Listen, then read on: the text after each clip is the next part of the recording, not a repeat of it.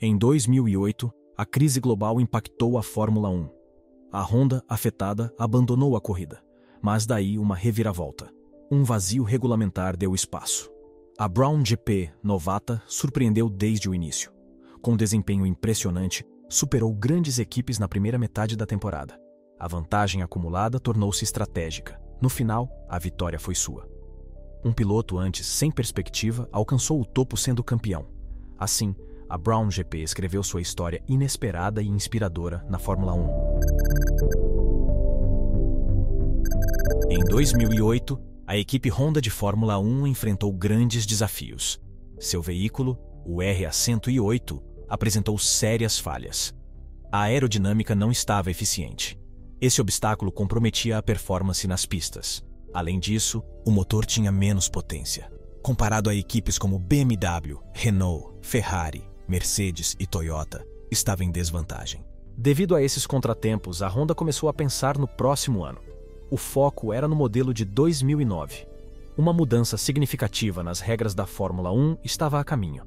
O objetivo dessas mudanças era simples: melhorar as corridas. Os carros da época eram cheios de detalhes aerodinâmicos. Aletas, asas, flaps eram comuns. No entanto, esses detalhes causavam turbulência. Isso dificultava as ultrapassagens. Para solucionar isso, várias modificações foram propostas. Algumas mudanças eram: alargar a asa dianteira, estreitar a asa traseira e proibir muitas aletas. O difusor também foi simplificado. Isso deixaria as competições mais acirradas e emocionantes. Naquele ano, a Honda teve um reforço notável: Ross Brawn. Ele vinha da Ferrari, onde obteve muitas vitórias. Nick Fry, por outro lado, continuou sendo o líder da equipe. O RA109, sucessor do problemático RA108, começou a ser desenvolvido no início de 2008. E mesmo com todas as adversidades, a dedicação da equipe técnica nunca diminuiu. Entretanto, em dezembro, uma notícia surpreendente: a Honda sairia da Fórmula 1. A razão? A crise financeira global. Manter uma equipe de 700 profissionais e uma base em Brackley tornou-se insustentável para a empresa japonesa. Houve tentativas de venda. David Richards, Carlos Slim e Richard Branson demonstraram interesse. Contudo, nenhuma oferta vingou. No meio dessa incerteza, Ross Brawn tomou uma decisão audaciosa. Ele comprou a equipe por uma quantia simbólica: 1 libra. Era um risco enorme. Sem o financiamento da Honda, os desafios se multiplicaram, e o primeiro deles era encontrar um novo motor. Com recursos limitados, Brawn iniciou as negociações. Diversas montadoras mostraram interesse, mas no final, a Mercedes saiu vencedora. Seu motor, o FO108W, provou ser compatível. Pequenas modificações foram feitas para acomodá-lo. Durante esse período, rumores circularam. Muitos acreditavam que Bruno Senna seria um dos pilotos. Porém, no final, a decisão foi manter Jason Button e Rubens Barrichello. Eles seriam os responsáveis por dirigir a esperança e determinação de uma equipe que se recusou a desistir. A equipe de Fórmula 1, em meio a uma troca de proprietários, enfrentou um desafio: a necessidade de um novo nome. No brainstorm de opções, surgiram Tyrrell e Pure Racing. Contudo, uma escolha não era tão simples. Mercedes, uma gigante da indústria automobilística, interveio quanto à opção Pure Racing.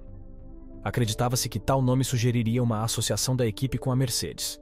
Não era esse o caso. Portanto, essa opção foi descartada. Tyrrell também foi deixado de lado.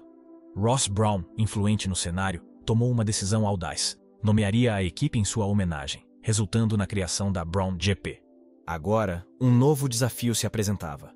Com tantas mudanças estruturais, nome, donos, equipamentos, havia um questionamento. Seria a Brown GP uma nova entrada na competição? Se sim, uma taxa de inscrição seria aplicada. Tal taxa, para muitas equipes, é um peso financeiro considerável. Contudo, a situação da Brown GP era especial. O vice-presidente da federação, em um gesto de empatia, optou por isentar a equipe desse pagamento. Era um alívio palpável, especialmente quando a equipe já enfrentava adversidades financeiras que a impediam de utilizar o sistema CARES em 2009, mesmo com a Honda tendo um pronto. Com o início da temporada se aproximando, Barcelona foi o palco das sessões pré-temporada em março. Aqui, a Brown GP apresentou seu carro, o BG001, que atraiu olhares curiosos. Os tempos de volta surpreendiam, sendo consistentemente superiores. A mudança regulatória era conhecida por todos, mas a diferença apresentada pelo BGP001 estava além das expectativas. Os céticos surgiram. Muitos acreditavam que a performance do Brown GP era apenas uma estratégia de marketing. Será que estavam apenas buscando atrair patrocinadores com números inflados? Ross Brawn rejeitou veementemente essa ideia. Ele tinha o apoio de seus pilotos, Barrichello e Button, que confirmavam a autenticidade do desempenho. A Austrália, palco da primeira corrida da temporada, foi a prova real. E a Brown GP não decepcionou. Button dominou a corrida, vencendo com maestria. Barrichello, apesar de contratempos, conquistou o segundo lugar. A performance da equipe era algo que não se via desde 54, quando a Mercedes dominou de forma semelhante. O sucesso da Brown GP, claro, trouxe mais perguntas. Todos queriam entender o segredo por trás do BGP001. O foco rapidamente se voltou para uma peça, o difusor.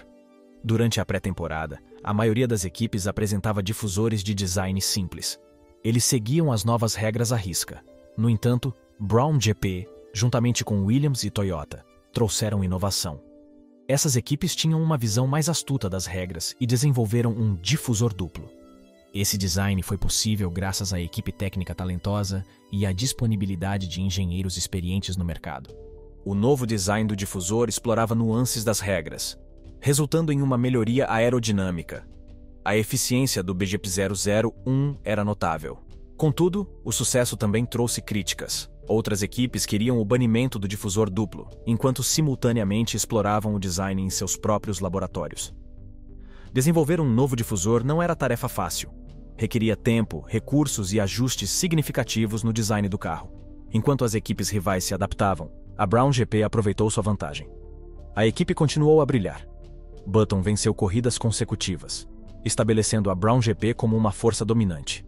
Esse domínio recordou o mundo do feito da Alfa Romeo em 1950, reafirmando que a Brown GP estava de fato fazendo história. Em solo britânico, o cenário de corridas estava em transformação. Jenson Button, um piloto de destaque, finalizou a competição em sexto lugar. Enquanto isso, Rubens Barrichello conquistou a terceira posição. O pódio foi dominado pelas Red Bulls. Já na Alemanha, as complicações tornaram-se mais visíveis. Button e Barrichello enfrentaram dificuldades devido ao aquecimento irregular dos pneus. Isso afetou diretamente seu desempenho. Além disso, questões técnicas e estratégicas se manifestaram, posicionando-os em quinto e sexto. O GP da Hungria intensificou os desafios. Button cruzou a linha de chegada em sétimo. Barrichello encontrou mais problemas, terminando em décimo, com uma preocupação específica: a suspensão. Durante o evento, um detalhe chamou a atenção. Uma peça se soltou do carro de Massa, levando a um acidente. Esse incidente fez com que os carros de Button e Barrichello fossem minuciosamente verificados. Por essa fase do campeonato, os competidores mostraram evolução. Eles otimizaram seus difusores, fazendo com que a vantagem inicial da equipe Brown diminuísse. No entanto, o GP da Europa em Valência trouxe um sopro de esperança. Barrichello, superando desafios, alcançou a vitória. Era sua primeira desde 2004. Button, contudo, ficou em sétimo, não atingindo as expectativas. A Bélgica trouxe momentos mistos. Barrichello adicionou mais pontos à sua contagem, mas Button enfrentou dificuldades, saindo na primeira volta. Em contraste, o GP da Itália demonstrou o poder da Brown. Monza viu uma dobradinha com Barrichello celebrando no topo. A diferença entre os pilotos da equipe se reduziu. Barrichello estava a 14 pontos de Button. Parecia claro que o título seria decidido entre eles. Com Vettel em terceiro, a equipe Brown manteve-se vigilante.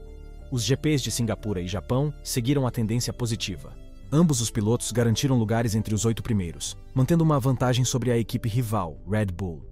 A emoção aumentou após a corrida em Suzuka. A Brown estava a um passo do título. A pressão estava em Barrichello, que precisava reduzir a diferença de 14 pontos. Button, por outro lado, tinha uma meta mais simples: manter uma diferença de 4 pontos. As qualificações intensificaram a emoção.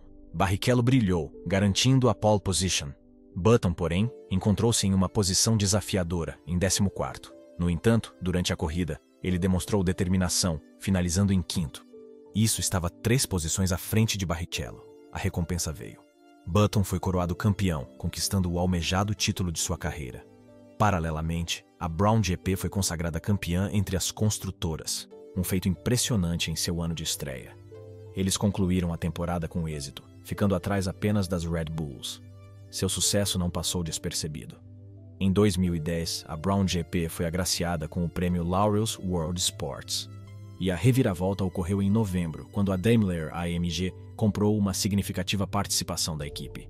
A aquisição resultou em uma rebranding. A partir de 2010, passaram a ser conhecidos como Mercedes. Sob a liderança de Ross Brawn, a equipe se destacou, tornando-se a única equipe da Fórmula 1 com 100% de sucesso em sua estreia. Ross Brawn, após servir em diversas capacidades, se aposentou em 2022. Agora, se você quer saber por que a Lamborghini ignora a Fórmula 1, como criou a própria competição e por que ela é melhor que a Ferrari, clique no vídeo que está passando agora na sua tela e descubra como isso foi possível. Mas, se você gostou deste vídeo, não deixe de dar seu like e se inscrever no canal, ativando as notificações, porque posto vídeos novos todos os dias. Inclusive, te vejo no próximo.